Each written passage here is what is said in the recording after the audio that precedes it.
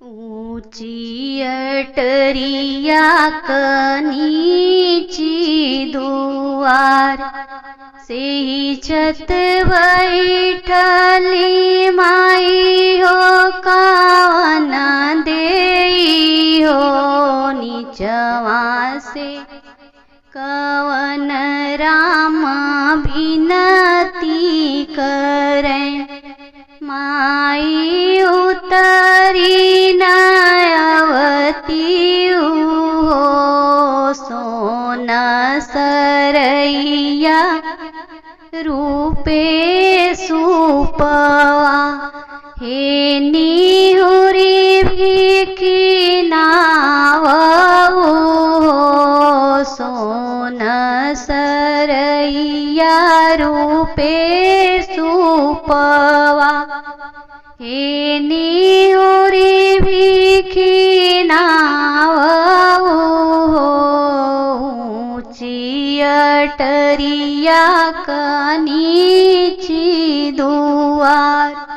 से ही छत बैठली चाची हो कवन देई हो नीचवा से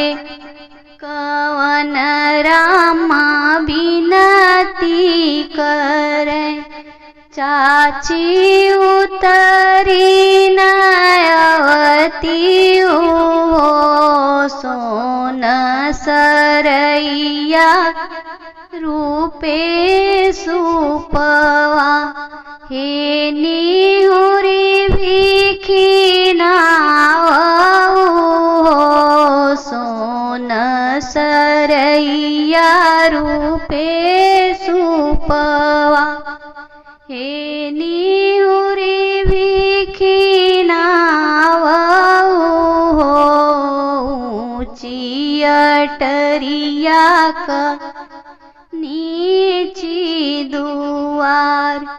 से ही छत बैठली फुआ हो कवन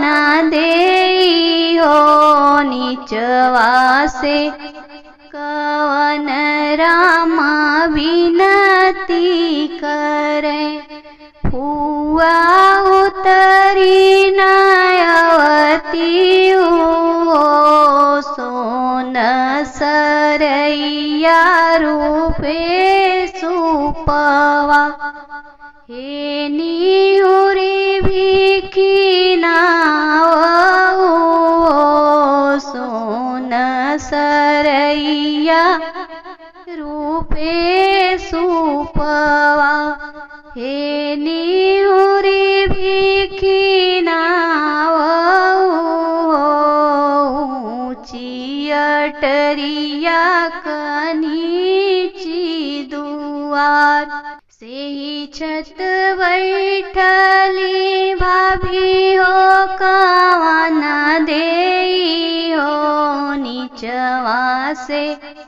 कवन रामा बिनती करे